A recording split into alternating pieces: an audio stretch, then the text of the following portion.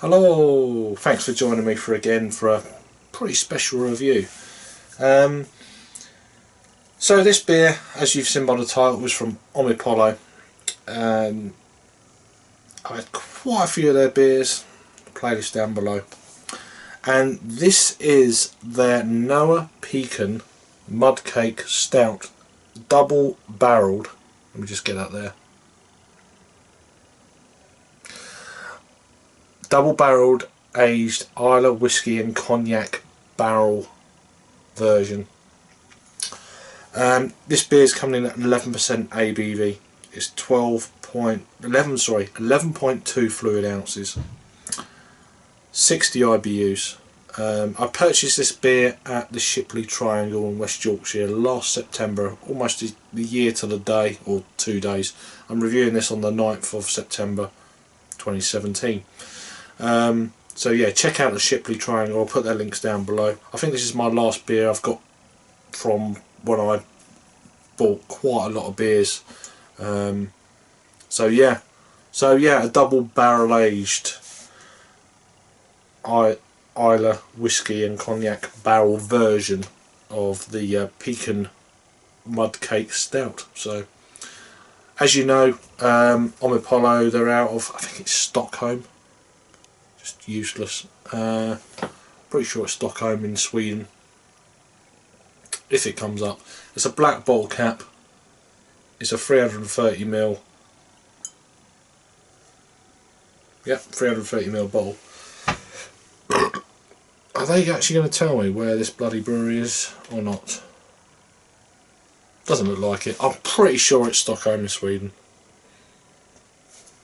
Anyway, it's going to be a long review, so let me just hurry this bit up.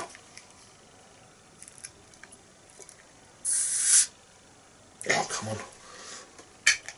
You see the smoke? No. So jet bottle cap. God, I've only had one beer. Right, beer in a glass, come on. Let's sort this review out. I want to do this beer justice. I don't want it to be a rubbish review for a special beer. So 11%, let's go down the centre. Bit faster. Increase the rate. Oh, what was that?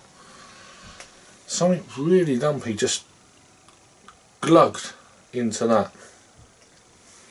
Anyway, I'm getting aromas of things already. Just over a one finger of kind of a nice tan coloured head. Very compact bubbles. Creamy, yogurty, like a mousse. Into the light. Jet black all the way.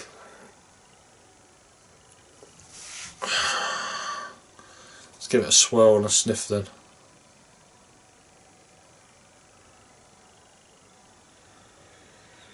Wow. I mean, I've had the original Noa, and I've just recently looked on Untappd. I've had that 5 times, and it's probably one of the best Imperial Stouts I've ever had.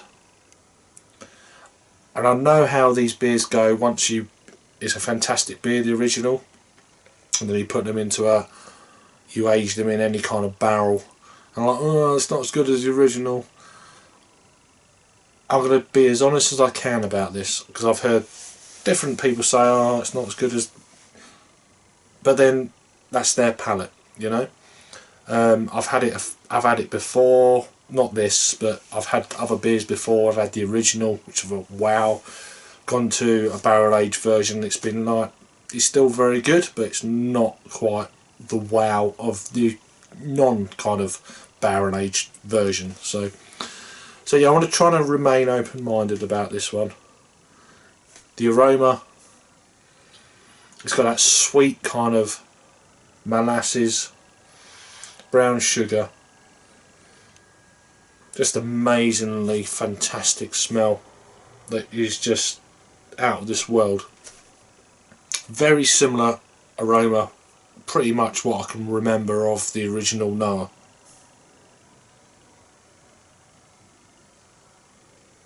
I'm picking up a little bit more of the cognac than the whiskey, to be honest with you. It's more cognac forward out of the two. I don't know how long it's been aged in these barrels, whether they're first run cognac or whiskey barrels or not, or whatever.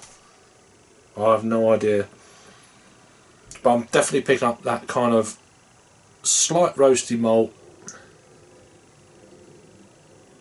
sweet, brown sugar, molasses kind of aroma. And maybe that cognac, I'm not sure. I'm not a cognac drinker or a whiskey drinker, so I'm not kind of guessing, to be honest with you. It's leaving some nice alcohol legs, velvety smooth kind of bubbles leaving on the glass. Sorry about the reflection of the light above, directly above, but anyway, it's time. Let's give it a try and see how this has developed. I've had it a year. Cheers. Cheers, Shipley Triangle. Shipley?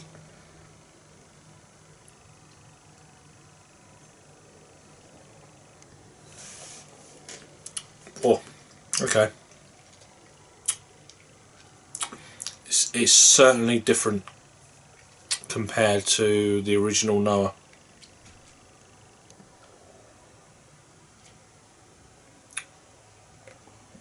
Wow, that is very complex. Very sweet. You're getting that original Noa.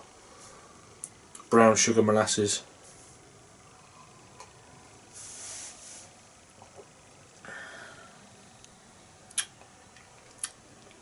I think it's more the cognac than the whiskey notes that I'm picking up. Very sweet. I'm not a cognac or a whiskey drinker, but I think it's more cognac forward, if that makes sense.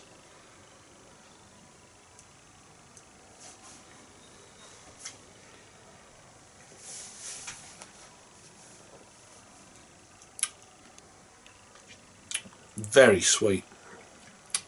It's almost sickly sweet. I think it's slightly more sweet than the original version.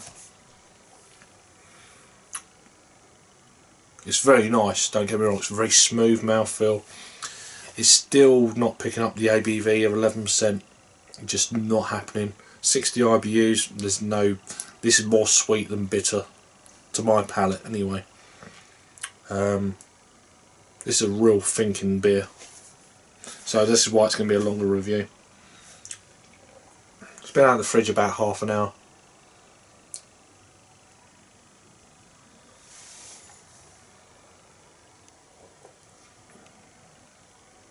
Sickly sweet. Sickly sweet.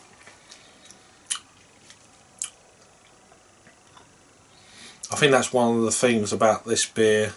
If it wasn't quite so sickly sweet, you could chug it, like, not chug it, but you could drink it faster than what you should.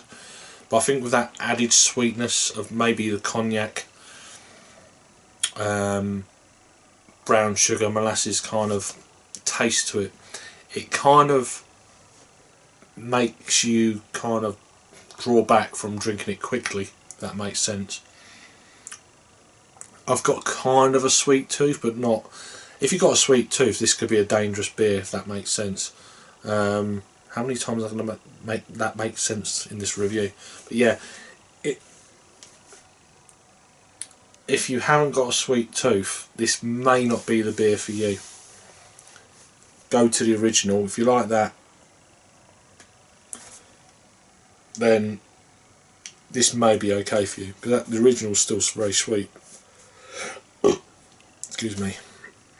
But yeah, it's leaving fantastic lacing, alcohol legs galore. It's a great beer. Do I like this better than the original?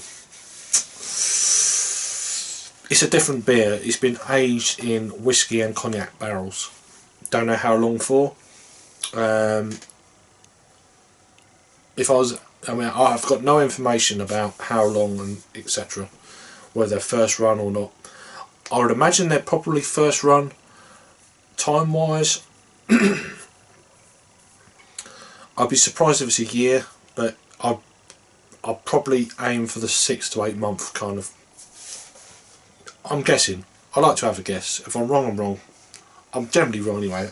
It doesn't bother me. I like to have a guess. 6 to 8 months, I reckon. In where it's 3 months in one, 3 months in another. if I was having a guess again, I would imagine that the whiskey barrels possibly have been used before, and the cognac barrels are probably first run. That's just what I'm picking up on this flavour. Proper waffle going on here.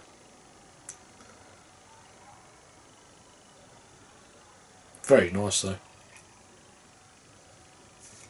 Definitely a world class beer. As for a rating then, because I don't know how long this review's going on, because I've got no timer.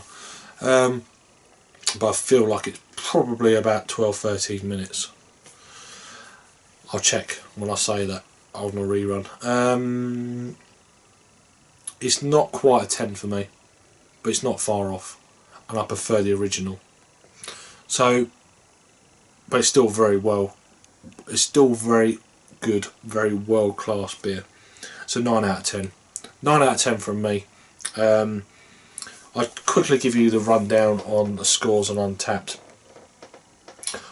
So this is coming in at 4.31, which is really good for them guys.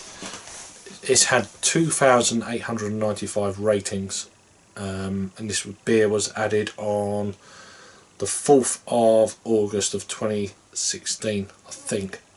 It's either that or the 8th of April of 2016. So I bought this last September of 2016. I've had it now. I'm currently reviewing it on the 9th of September, and I've still got some beer here. So it's a 9 out of 10 from me. Let me just pour that in quickly. If you've had this beer before, please let me know your thoughts and opinions down below. If any of my good friends online have had this beer and reviewed it, I'll put their links down below, and that's for every review. Sometimes I don't say it, but I don't pre-look to see if someone's had this or that. I'll put it down below if I remember, but I try and remember. Anyway, thanks for watching. I'm waffling like an old Kent beer review guy. So yeah, if you're new to the channel, please subscribe. If you've got this far, give us a thumbs up, and I'll see you on the next review. Cheers.